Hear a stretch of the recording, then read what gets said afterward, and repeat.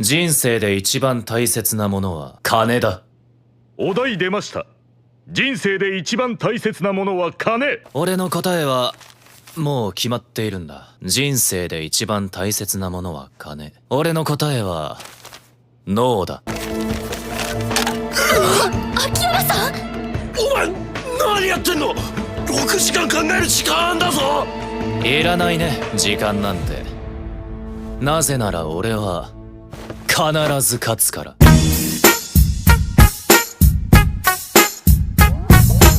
What's good, anime enthusiasts? Welcome to another episode review for Liar Game. Now, this one's going to be on the shorter side. Not much really happens. This is like episode 3, the conclusion to the game, but well, it's not really a full conclusion because we don't really know who wins at the end. It's left on another cliffhanger, but it's like a soft conclusion. This is where both sides reveal how one new thing or another. So let's just jump into it. There's a couple of things to talk about here. So this whole entire episode just walks through how Yuji did everything. What was their plan coming into this, how they did everything, and how they got to this point.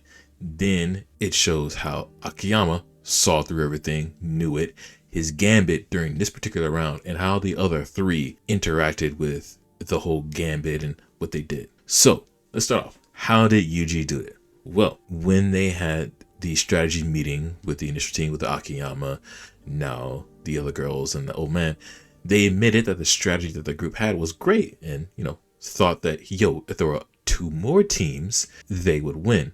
Now you're probably thinking, how do you make 2 more teams when there's only 22 people and you need an 8-person team? That's 24 people. Where are the other 2? Well, Yuji was that 8th person on the other 2 teams, meaning that as long as they were on all 3 8-person teams, being the 8th person, they were fine. They follow the same division strategy, both the other 2 teams, and as long as everybody followed the plan of the even splits, then whatever Yuji would vote for, they would be on the minority team, thus winning every single time. And they created a second team after the same night where they joined, Akiyama's initial team and Nao's team, and they developed a third team during round 1. And they also ensured that number 15 stuck around to keep up the illusion that the, original team had, number 15 was X.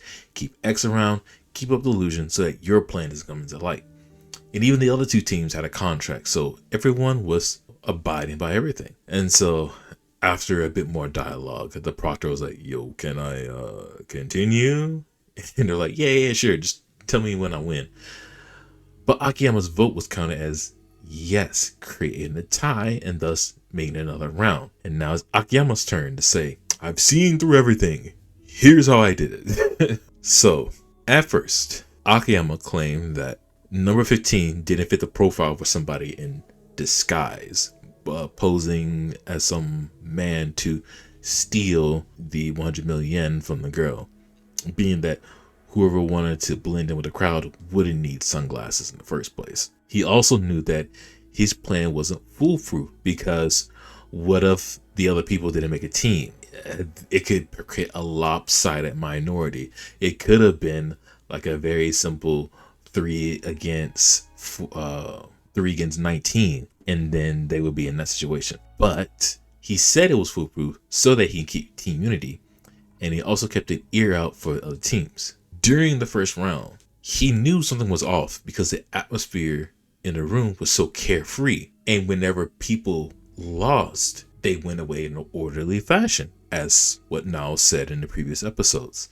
That's strange, right? Because if you were just then saddled with $1 million yen in debt, you would be in distraught. You'd be like hollering and like kicking and screaming.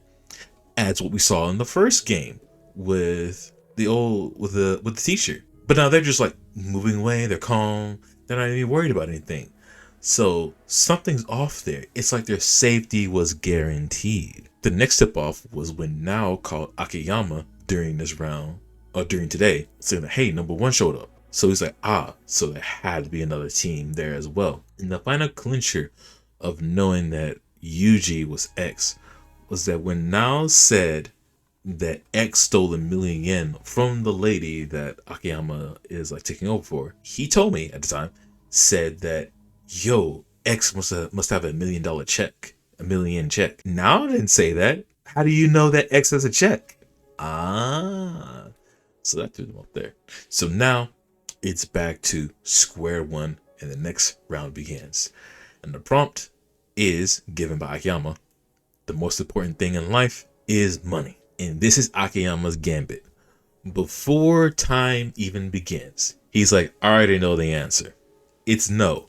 Shows the slip, drops it in the bucket, in the box. And he even shows the yes slip that he didn't even drop in. So now he threw the ball in the other three's court. Now you know for sure, and you have seen that no has a slot in it for. How do you other three navigate the situation? And of course the anime goes through the punk guy's perspective. He's thinking like, okay, so if I pick no and one of the others picks no, thinking that somebody's gonna pick yes and the other person picks yes, then I'm gonna be in the majority and I'm gonna lose. But if I pick yes and the other people pick yes, thinking that I'm going to pick no and they're gonna try to draw a tie or one or another, then I'm going to lose to him.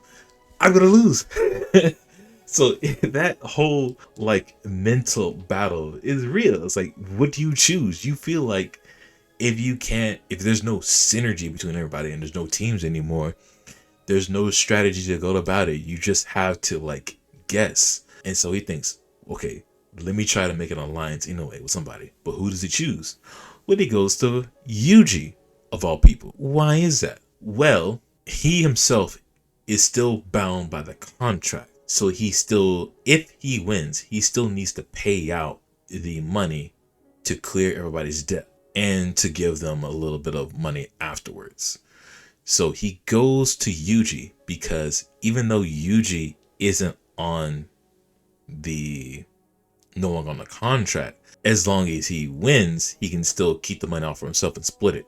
If he goes to the number 15, then both of them have to split the yen and both of them will be in the red. It wouldn't be great. So as he talks with Yuji a bit more, number 15 comes up to him and is like, yo, I got a plan. Let's make a 3-person alliance to ensure the victory. Now, here's his deal. Well, Punk Guy tells him, like, if I split it with you, it's going to be in the red. Number 15 is like, I'm not going to drop out. I'm going to take the full 2.1 billion and I'm going to keep playing into the game. And the other two are shocked. But he also says, when I do this, I want a bigger cut. What he means is that he is willing to pay out every single other person's debts and guarantees their 43.75 million yen, while he himself takes 230 million and he's only going to pay Yuji the 1.25 million. Everybody's happy, everybody's debt is clear, everybody's cool, except for Yuji. They only get 1.25 million. And Yuji argues like, why do I only get 1.25 million? What is this BS? And then he's like, well, you can't really argue when you got a 100 million yen check in your pocket to clear your debt. 1.2 million yen is just a courtesy, bud. You can't. So at this point, all three of them are just arguing as time winds down. In the final minutes, Yuji is like, yo, let's just make it a draw. Let's try again tomorrow, okay? And so they all agree. Both Punk Guy and Yuji, they're going to vote yes, while number 15 is going to vote no to force the draw. Unfortunately, it seems that Akiyama has set up a trap for them. Because he says, you fell for my trap in the end after all. And the episode ends, the cliffhanger. Woo. So, I'm excited. Well, I'm actually happy with this episode that we get the reveal and everything.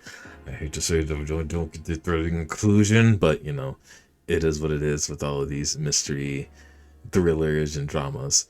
They gotta hold you. They gotta hold you at the end. The explanation was cool. I did dig at that. I did not clock the fact that Now never said anything about the check, in which he told me to say something about the check. So that was a clear, hint in the previous episode, and also the previous hint that everybody was calm and cool about everything. That never clocked that in my head. So that was something that I slipped as well.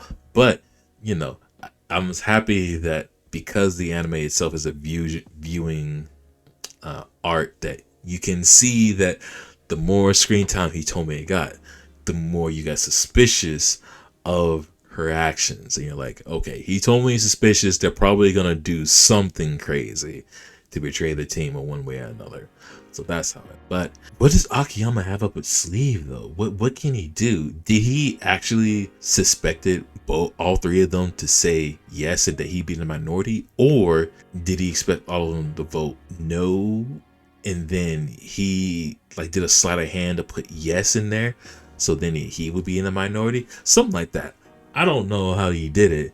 You know, I watched over it like a couple of times, and that's the only way I can think about it. Some kind of sleight of hand trick to really get in there. But other than that, I got nothing else. I'm still coasting along.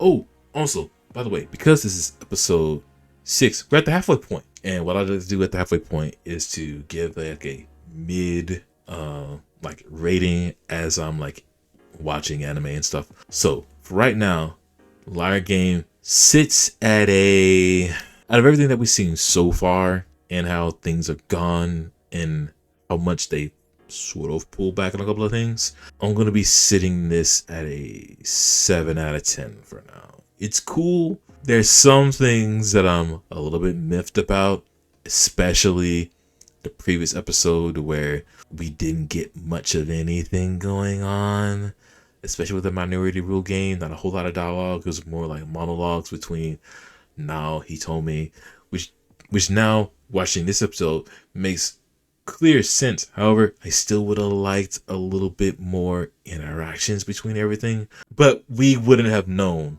because of this episode, and it makes everything clear. Still, you know, we could have a little bit more creative fun with the characters you implemented, especially with some of them that have like these interesting and like unique designs, you know, more rotundness in their natures, and you know, with all of them having these lanky bodies and limbs to give you that little horror light aesthetic. It's cool. I like it. Just, you know, have more fun with it. Just give us more. But I digress. You can't have too much when going on these things. But that's all I got for this episode thus far. Can't wait for the next 6 and we close this anime out. With that being said, let me know what y'all think in the comments below about the episode. What do you think about the anime so far, if you're still watching it along? And if not, I mean, what made you drop off? Or if you're still coming along, what's keeping you stuck around? And if nothing else, hope all of you have a good day, night, evening, morning, wherever you are in the world. And I hope your day is just a little bit better than it already is. With that, we'll catch y'all in the next episode. Peace.